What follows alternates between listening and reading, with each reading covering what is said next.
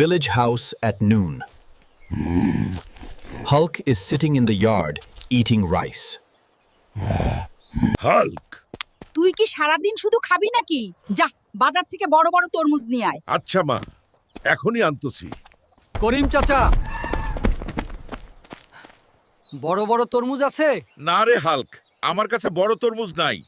বড় তরমুজ আনতে হলে তোকে যেতে হবে সাহারা মরুভূমিতে। সেখানে বিশাল বিশাল তরমুজ জন্মায়। কি সাহারা মরুভূমিতে? আচ্ছা চাচা, আমি তাহলে যাই। এক দৌড়ে হাল্ক পৌঁছে গেল সাহারা মরুভূমিতে।